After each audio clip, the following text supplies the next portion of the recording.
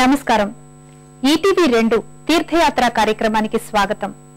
గోల్కొండ సీమ అనేక ప్రాచీన మందిరాలకు నెలవు. ఈ ప్రాచీన రాజ్య పరిధిలోని అసంఖ్యాక ప్రాచీన దేవాలయాలలో ముఖ్యమైనది హైదరాబాద్ లోని జియాగూడలో నెలకొని ఉన్న శ్రీ రంగనాథాలయం. నిత్యం భక్తజనుల పూజలందుకుంటున్న శ్రీ రంగనాథ స్వామి వారి ఈ పవిత్రాలయ విశేషాలను తెలుసుకుందాం. నమో నారాయణాయ. దాదాపు 300 సంవత్సరాల క్రితం విశిష్టాద్వైత మత ప్రవర్తకులైన వానమామలై జీయర్ స్వాముల వారు గోల్కొండ యాత్రకు వచ్చారట. ఆయనకు విడిదిగా ముచుకుందా నది అని పిలువబడే మూసీ నదీ తీరంలోని కొంత ప్రాంతాన్ని ప్రభుత్వం ఇచ్చిందిట. తన వెంట తెచ్చుకున్న శ్రీరంగపు రంగనాయక స్వామి పూజలు శ్రీపీఠ పూజలకు అంతరాయం కలగకుండా ఉండేందుకు జీయరు స్వామి ఈ రంగనాథ ప్రతిష్ఠ చేశారట. అనేక మంది నివసించే గూడెముల మధ్య ఈ నిర్మింపబడిన ఆలయ పరిసరాలకు జీయర్ గూడెం అనే పేరు వచ్చింది. కాలక్రమంలో జీయర్ గూడెం అనే పేరు జియాగూడగా మారింది. ఇక్కడి రంగనాథ స్వామి శ్రీరంగంలోని ప్రపంచ ప్రఖ్యాతిగాంచిన శ్రీ రంగనాయకులను పోలి ఉండటం ఈ ఆలయ ప్రత్యేకత.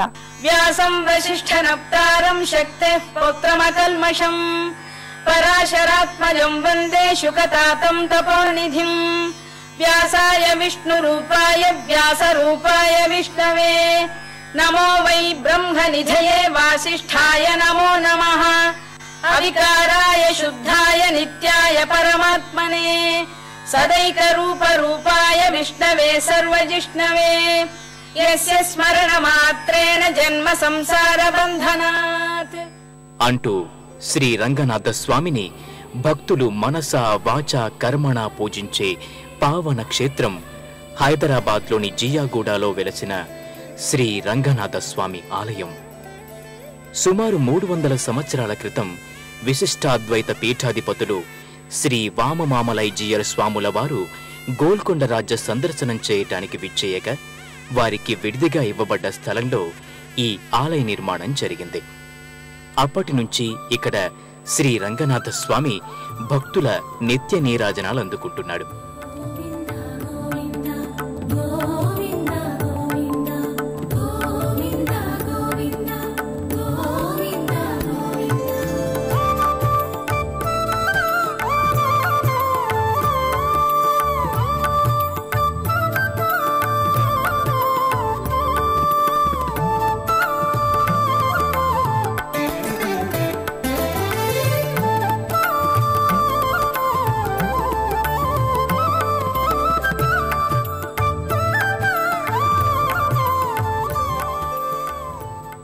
మందిర పరిసరాలకు చేరుకున్న భక్తులకు మొదట నానా శిల్పమయమైన రాజగోపురం దర్శనమిస్తుంది.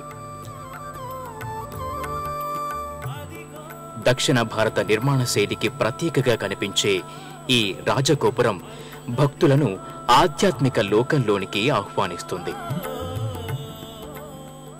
సర్వ శోభలతో విరాజిల్లే రాజగోపురం దాటిన భక్తులు శ్రీ వెంకటేశ్వరుల శ్రీ మహాలక్ష్మి మృణమయమూర్తుల ముందు ప్రణమిల్లుతారు. ఆ విశేషాలేమిటో తెలుసుకుందాం.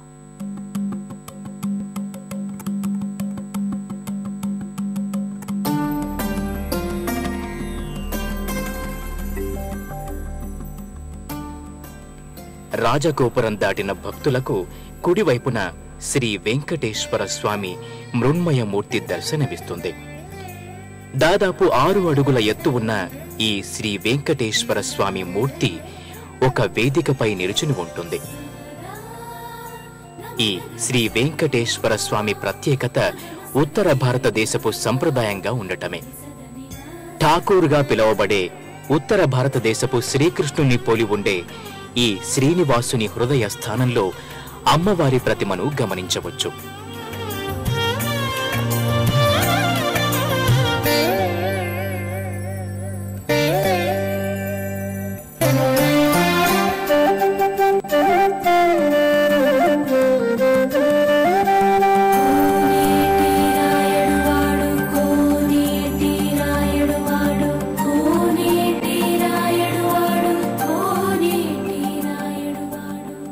శ్రీ వెంకటేశ్వర స్వామి వలెను మరొక వేదికపై రమారమి 6 అడుగుల శ్రీ మహాలక్ష్మి దర్శనమిస్తుంది.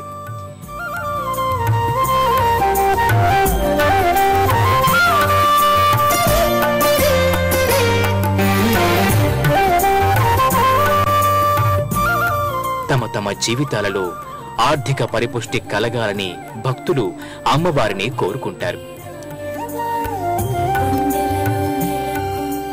ఆమె కృపా కటాక్షాలు తమపై ప్రసరించాలని కోరుకుంటూ సముద్రుని పుట్టునిల్లుగా పాలసంద్రం మెట్టునిల్లుగా ఉన్న ఓ తల్లి, మా హృదయాల్ని నీ క్రీడాగృహంగా మార్చుకోవమ్మా అని ప్రార్థిస్తారు.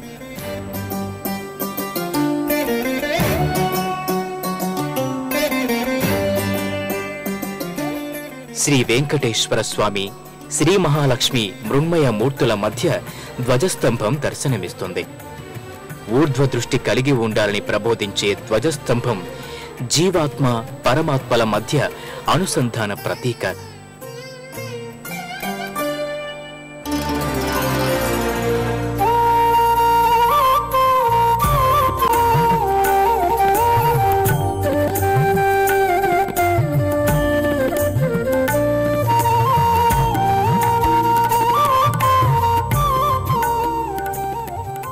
వియచ్చరులైన దేవతల, భూచరులైన మానవుల మధ్య సంబంధ స్థాపనకు ధ్వజస్తంభాలు ప్రతీకలని విజ్ఞులు చెబుతూ ఉంటారు.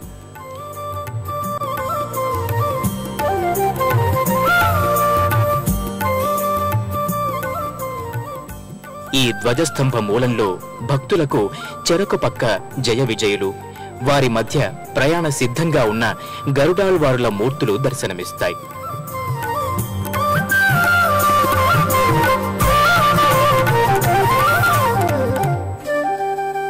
స్వామివారి అంతరాలయ రక్షకులు జయ విజయులు.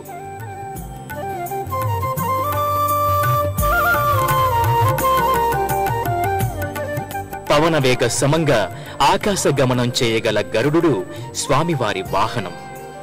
వీరికి భక్తిపూర్వకంగా నమస్కరించుకున్న భక్తులు ధ్వజస్తంభ పీఠానికి తలలు వంచి నమస్సులు తెలియజేసుకుంటారు.